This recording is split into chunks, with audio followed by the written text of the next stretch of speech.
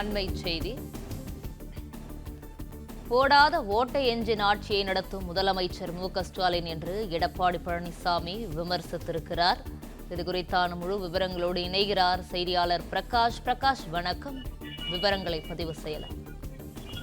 மதுராந்தகத்தில் நடைபெற்ற தேசிய ஜனநாயக கூட்டணியினுடைய முதல் பொதுக்கூட்டத்தில் பிரதமர் பேசும்போது டபுள் இன்ஜின் என்ற வார்த்தையை பயன்படுத்தி பேசியிருந்தார். இது குறித்து விமர்சித்திருந்த தமிழ்நாடு முதலமைச்சர் திரு மு.க.ஸ்டாலின் பிரதமர் கூறிய டபுள் இன்ஜின் என்ற டப்பா இன்ஜின் தமிழ்நாட்டில் ஓடாது என்று விமர்சித்திருந்தார். இதற்கு பதிலடி கொடுக்கக்கூடிய வகையில அதிமுக பொதுச் செயலாளர் எடப்பாடி பழனிசாமி சமூக வலைதளத்தில் பதிவிட்டிருக்கிறார்.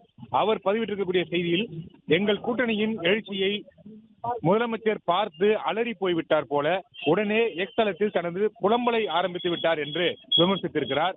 அடிமேல் அடி வைத்தால் அம்மி கூட நகரும் என்பார்கள். ஆனால் 4.5 ஆண்டுகளாக ஒரு அடி கூட நகராத ஒரு ஓடாத ஓட்டை இன்ஜின் ஆட்சியை நடத்திவிட்டு இந்த முதலமைச்சர் தமிழ்நாட்டின் வளர்ச்சியை முன்னிறுத்தும் எங்கள் கூட்டணியை பற்றி பேசுவதெல்லாம் வேடிக்கையின் உச்சம் என்று எடப்பாடி பழனிசாமி விமர்சித்திருக்கிறார். வரக்கூடிய சட்டப்பேரவை தேர்தலில் அமைய இருக்கக்கூடிய அதிமுக அரசு நமது மாநிலத்தின் நியாயமான தேவைகளை மத்திய அரசிடம் உரிமையோடு கேட்டு பெறும். மத்தியில் உள்ள என்டிஏ அரசும் தமிழகத்திற்கான நிதிகள் திட்டங்களை வாஞ்சையோடு வழங்கும் என்று எடப்பாடி பழனிசாமி தெரிவித்திருக்கிறார். மதுரை மெட்ரோ எங்கே, கோவை மெட்ரோ எங்கே என்று வாய்க்கிழியே கேட்கும் நீங்கள் எதற்காவது ஒழுங்கான ஆவணங்களை, அறிக்கைகளை மத்திய அரசிடம் சமர்ப்பித்தீர்களா என்று முதலமைச்சர் மு.க.ஸ்டாலினை பார்த்து எடப்பாடி பழனிசாமி கேள்வி எழுப்பியிருக்கிறார்.